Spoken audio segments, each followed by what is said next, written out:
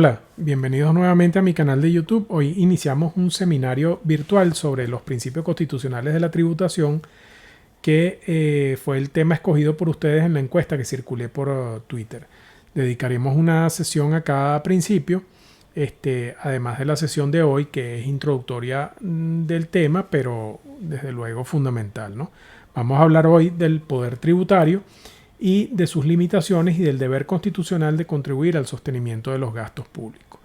El Estado está dotado de una prerrogativa exorbitante que es el poder público, que lo podemos definir como el poder de creación e imposición unilateral de normas, obligaciones, deberes y cargas en cabeza de los ciudadanos, y de fijación de límites y restricciones al ejercicio de los derechos por parte de estos,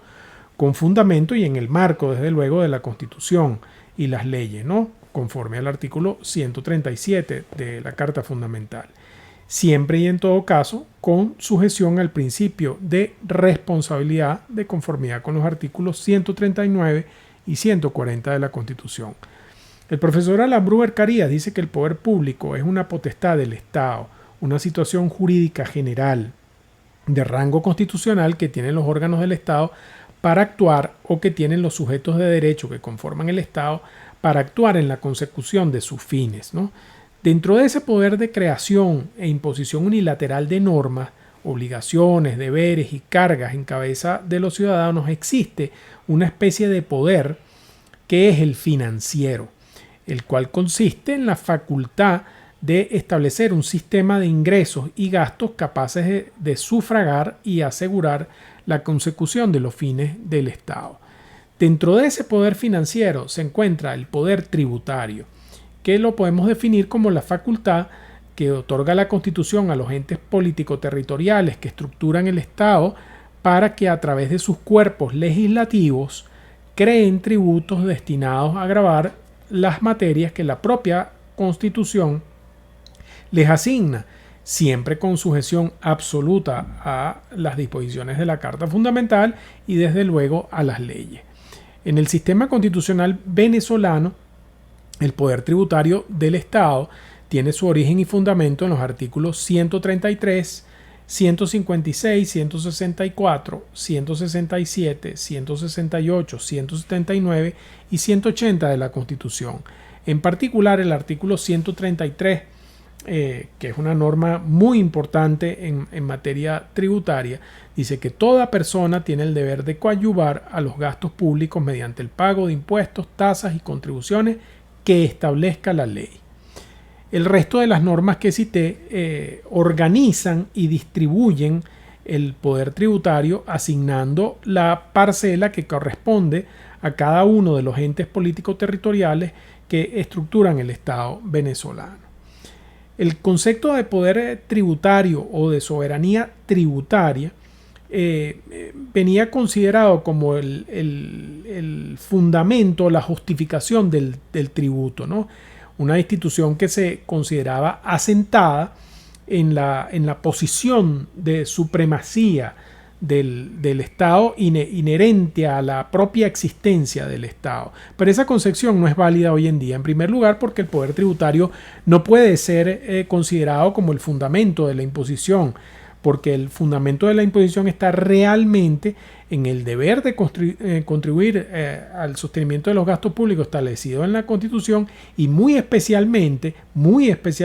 al consentimiento de los ciudadanos al pago de tributo que es recogido por el pacto constitucional, ese consentimiento al establecer el deber de contribuir. Somos los ciudadanos los que consentimos en el poder de imposición del Estado. Debemos aquí recordar la famosa máxima que dio lugar nada menos y nada más que a 3 revoluciones, ¿no?, en la historia, y es que no hay impuestos sin representación. Esto es una frase que vamos a oír frecuentemente al hablar del fundamento del poder de imposición. Por ejemplo, recuerden ustedes la revolución de los señores feudales en 1215 contra el rey inglés Juan I, también conocido como John Lackland o Juan Sin Tierra, que se produjo justamente como resultado de la fracasada invasión de Juan Sin Tierra a Francia en el año 1214. En ese momento el rey estaba muy debilitado por la fallida invasión a Francia. Todas esas invasiones costaban un dineral, todos esos esfuerzos de guerra costaban muchísimo dinero, y además el rey había sido desheredado por su padre Enrique II y excomulgado por el Papa, ¿no? Y siendo hijo de la famosa Leonor de Aquitania, heredero entonces de la dinastía Plantagenet, había perdido sus posesiones en Francia, ¿no? Entonces le cayeron las 7 plagas de Egipto a este Juan Sin Tierra, ¿no? Entonces él tuvo que aceptar la firma de un pacto con 63 artículos que muchos consideran como la primera constitución escrita de la historia, la llamada Carta Magna de 1215, y uno de cuyos compromisos fundamentales, y esto es lo que nos interesa a nosotros, además de la anécdota histórica, era la no imposición de tributos sin el consentimiento de los súbditos. Luego tenemos la revolución de las 13 colonias americanas en 1776, que fue impulsada por la pretensión del rey Jorge II de Inglaterra de aplicar nuevos tributos como el famoso Stamp Act y los impuestos al papel, el azúcar, el vidrio y el té, con el objeto de reponer el déficit fiscal dejado por la guerra de los 7 años con Francia. Casi siempre los estados se quedaban sin recursos justamente por estos esfuerzos bélicos, ¿no?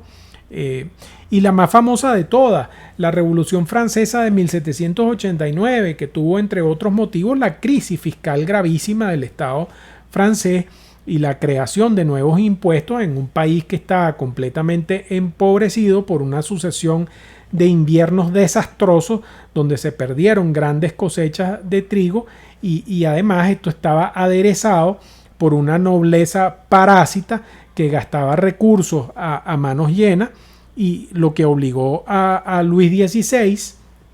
a convocar después de 175 años desde su última reunión a los llamados Estados Generales, formados por la nobleza, el clero y el pueblo. Y a lo que siguió, y justamente los convocó para pedirles dinero, que aprobaran pues la creación de nuevos impuestos. Y a esto siguió la proclamación del tercer estado constituido por el pueblo como Asamblea Nacional, siguiendo pues todo el proceso revolucionario subsiguiente que ya conocemos, donde terminaron cortándole la cabeza al rey y a la reina y después a los propios revolucionarios, ¿no? Bien, tampoco se puede hablar de poder tributario como un poder inherente al Estado por su simple existencia, sino que en realidad se trata de un poder que emana y se subordina por completo a la Constitución, que existe jurídicamente solo en virtud de la Constitución y que se ejerce únicamente dentro de los límites establecidos en la Constitución. Desde luego, esta es la teoría del derecho tributario constitucional. La práctica en nuestro atribulado país es, por supuesto, otra, ¿no? En nuestra historia constitucional, el deber de contribuir y por tanto el principio de consentimiento del tributo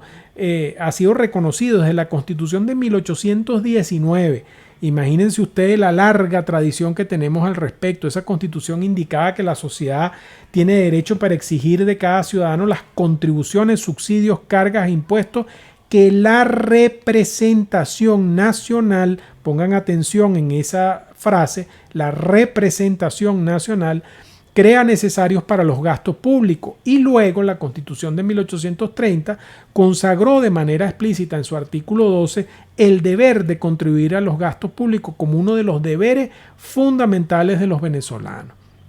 Vamos a analizar entonces en qué consiste exactamente y hasta dónde alcanza ese deber de contribuir al sostenimiento de los gastos públicos. El deber de contribuir es un deber jurídico y social. La convivencia, desde luego, de los individuos en una sociedad organizada engendra necesidades generales que atañen a todo el conglomerado social, en tanto trascienden el simple interés individual. Entonces, como contrapartida, los sujetos que deciden vivir en sociedad y aprovechar las ventajas que tal situación comporta, están obligados a soportar una cuota parte del costo que supone la atención de las necesidades que son colectivas, ¿no? Una manifestación fundamental de esa carga económica que debe ser soportada soportada por todos y distribuida de manera equitativa entre todos según su capacidad económica, son precisamente los tributos, ¿no? Por ello, aun cuando el tributo tiene que ser establecido en una ley y por eso se afirma que la contribución es un deber jurídico, se trata también de un deber social que hunde sus raíces en la idea de que todos debemos contribuir a la consecución del bienestar colectivo, ¿no? De allí que negarse a contribuir al sostenimiento de los gastos públicos no solo supone violar el deber jurídico que dimana de la Constitución y las leyes tributarias, sino que implica una conducta antisocial, un fraude contra la colectividad cometido por quien se aprovecha de la vida en sociedad, pero no está dispuesto a asumir las cargas económicas que se derivan de esa situación, ¿no? Entonces, como bien lo expresaba el artículo 7 de la Constitución Política del Estado de Venezuela en 1819, el que rehusare pagar las contribuciones que se establezcan es un criminal indigno de protección de la sociedad. Una frase verdaderamente fuerte, pero que transmite la idea de que si vamos a vivir en sociedad y vamos a atender en necesidades que son colectivas, que son de todos, que tiene que ser un esfuerzo del Estado, tenemos que sufragar los gastos que cuesta ese esfuerzo colectivo, ¿no? Luego, el deber de contribuir se refiere al sostenimiento de los gastos públicos. El propósito fundamental que persigue el pago de tributos es el sostenimiento de los gastos públicos, es decir, de los egresos que el Estado presupuesta para atender la satisfacción de las necesidades colectivas: educación, sanidad, salud, seguridad y defensa, administración de justicia, etc. Entonces, en esa ecuación financiera, ingresos públicos, gastos públicos, los tributos forman parte esencial de los primeros, es decir, de los ingresos públicos, y resultan afectados a la satisfacción o a la atención de los segundos, es decir, de los gastos públicos. La jurisprudencia ha dicho que se establecen los tributos con el fin de procurar los medios precisos para cubrir las necesidades financieras de los entes públicos.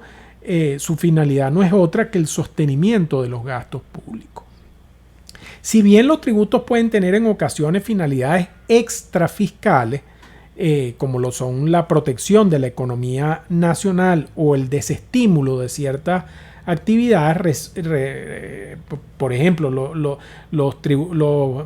impuestos especiales al consumo que se imponen sobre el consumo de alcohol y de cigarrillo, que son unas actividades que el Estado no quiere promover, no las prohíbe, no las quiere promover, pero entonces impone una tributación fuerte sobre las mismas, ¿no?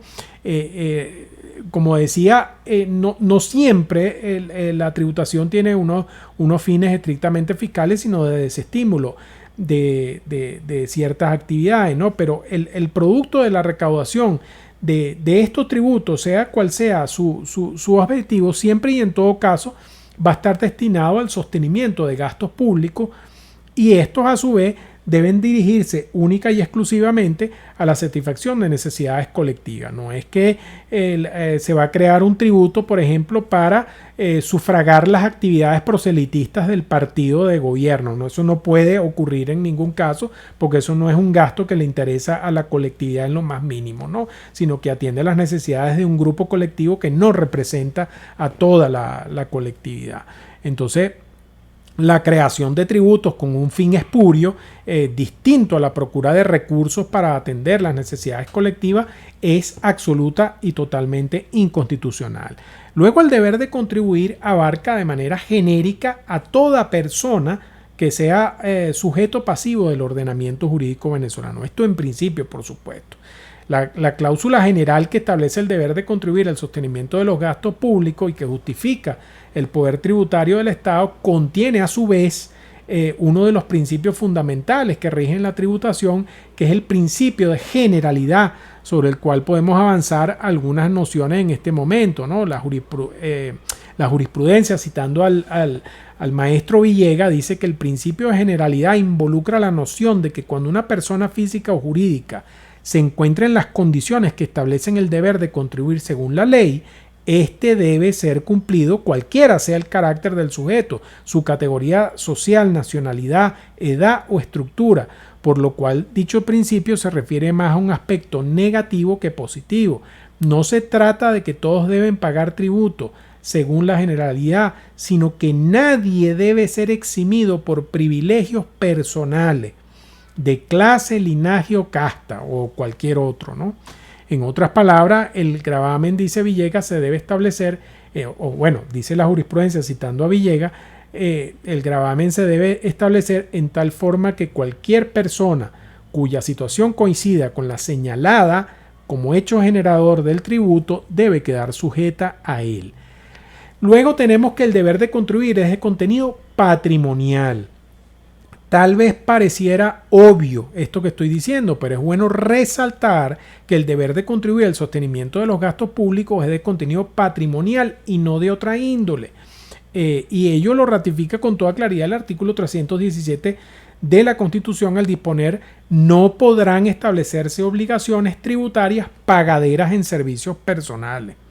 Por lo tanto, el artículo 133 no ampara el establecimiento de obligaciones contributivas pagaderas a través de prestaciones de hacer, sino solo de dar, que se materializan a través del pago de tributos, es decir, de prestaciones ordinariamente establecidas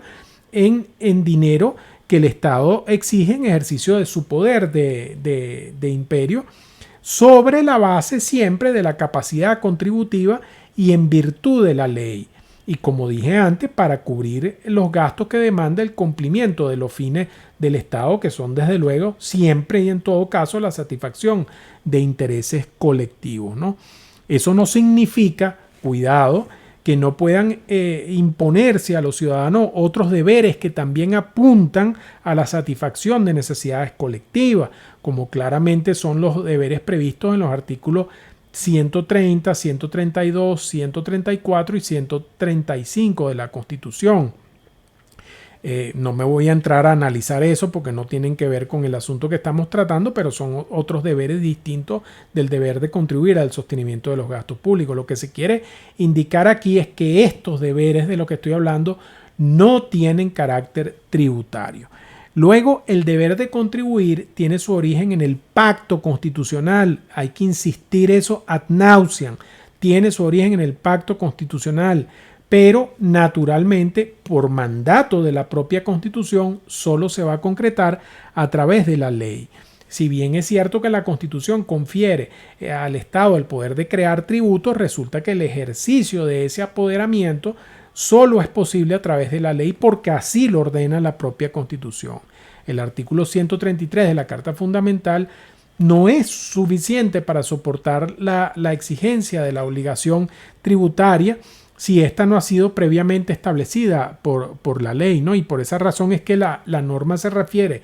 de manera expresa y clara al pago de impuestos, tasas y contribuciones que establezca la ley. El deber de contribuir está entonces indisolublemente ligado al consentimiento del tributo, como dije al principio, y ese consentimiento es prestado por los ciudadanos a través de sus representantes en los cuerpos legislativos mediante las leyes dictadas al efecto. Esto es muy, muy importante y lo vamos a ver en profundidad cuando analicemos qué significa y qué es lo que exige el respeto del principio de la legalidad tributaria. Ahí veremos la discusión sobre si las leyes materiales cumplen o satisfacen ese principio o solo se satisface con una ley formal y material, es decir, con un acto que emana del cuerpo legislativo donde están los representantes del pueblo elegidos por sufragio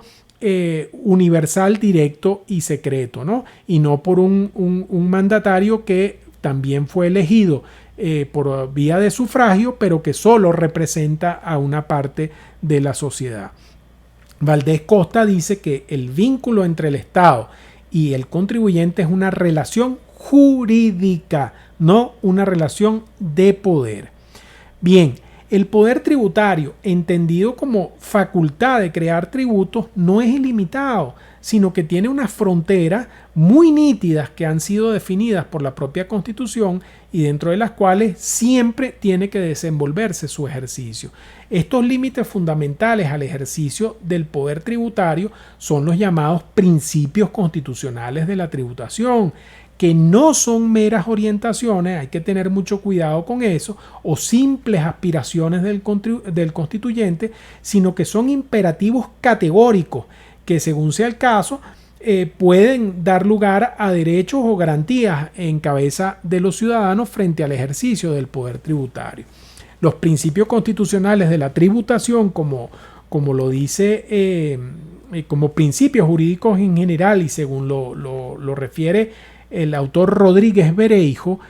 son reglas o preceptos normativos que presuponen la existencia de otras normas específicas cuyo objeto consiste no tanto en regular relaciones o definir posiciones jurídicas concretas, sino en versar sobre la aplicación de estas normas, y se caracterizan por una relativa indiferencia de contenido y de ahí su carácter de reglas generales, y además indican cómo deben aplicarse las normas específicas. Valdés Costa, por su parte, dice que los principios fundamentales consagrados en la Constitución de los Estados de Derecho tienen un carácter unitario, puesto que desde tal cúspide se proyectan de manera común sobre todas las ramas del ordenamiento jurídico, y expresa que los principios fundamentales de la tributación se encuentran enunciados explícitamente en casi todas las constituciones democráticas, y esto lo basa en el hecho de que la valorización jurídica de estos principios ha impulsado una clara tendencia a la constitucionalización como medio para asegurar su efectiva vigencia. Harach, por su parte, que siempre es muy importante consultarlo, dice que los principios contenidos en la Constitución no deben considerarse enunciados de las políticas programáticas del Estado, sino que se trata de normas superiores de carácter positivo cuyos destinatarios son los poderes del Estado y que ninguno de ellos, legislativo, ejecutivo y judicial, pueden infringirlo. Esto es muy importante. So pena, por supuesto, de invalidez de sus actos, ¿no? Por su naturaleza, los principios constitucionales de la tributación, no solo poseen la fuerza vinculante y obligatoria propia de toda norma constitucional, sino que incluso anteceden al pacto constitucional, ¿no? Porque se trata de valores superiores, inmutables e intemporales de las sociedades civilizadas, que trascienden las convulsiones políticas, económicas y sociales propias de cada época. Y además se trata de unos principios que no pueden ser afectados por los cambios que de tiempo en tiempo se producen en el derecho positivo o por obra de las interpretaciones casuísticas de los operadores jurídicos, ¿no? Por eso es que se ha dicho que los principios, que los actos del poder público quedan inevitablemente sujetos al derecho, y vale también decir a los principios generales que lo inspiran y a los valores que persiguen. Los principios constitucionales de la tributación son un conjunto, como he dicho, de valores superiores y fundamentales, interdependientes entre sí e íntimamente ligados, que justifican y al propio tiempo limitan el poder de crear de normas tributarias y de fiscalizar, determinar y recaudar los tributos, ¿no? A la cabeza de estos principios está uno que, bueno, es el más importante de todos, que es el de supremacía de la Constitución como norma fundamental, como norma suprema que está por encima de todas las demás. Luego el principio de legalidad como barrera infranqueable frente al poder exactor y como fortaleza inexpugnable dentro de la cual existe y se desarrolla el resto de los principios, ¿no? El principio de generalidad del que ya hablé, el principio de capacidad contributiva que garantiza que los tributos graven a cada quien en la medida de su capacidad económica, el principio de no confiscatoriedad o interdicción de la confiscatoriedad, que proscribe la fiscalidad excesiva capaz de expoliar el patrimonio de los ciudadanos, el principio de justicia tributaria, que impone la justa y equitativa distribución de las cargas públicas y explica la necesidad de una igualdad real entre los sujetos pasivos de la imposición a través de un trato igual para los iguales y desigual para los desiguales. El principio de progresividad, por cuya virtud el sistema tributario debe organizarse de tal forma que paguen más tributo quienes poseen mayor capacidad económica para contribuir. El principio de libertad de elección y de gestión, que proclama el derecho de los contribuyentes a organizar sus negocios de la forma más eficiente posible para que contribuyan al sostenimiento de los gastos públicos en la justa medida y para que pueda propenderse al desarrollo de la economía, a la protección de la economía y a la elevación del nivel de vida del pueblo, como lo proclama el artículo 316 de la Constitución. El principio de no retroactividad de las leyes tributarias, que proscribe la aplicación de cualquier norma tributaria a situaciones consumadas en el pasado. Y el último, el principio de recaudación eficiente, que impone a las administraciones tributarias abdicar de todo intento de exigir a los contribuyentes más de lo que estos tienen el deber de pagar para así evitar los conflictos innecesarios y que se postergue indefinidamente la percepción de los tributos. Bueno, en la próxima sesión vamos a comenzar entonces a analizar ya cada uno de estos principios que acabo de mencionar, comenzando por el principio de supremacía de la Constitución. Espero que haya sido útil esta sesión y nos vemos muy pronto.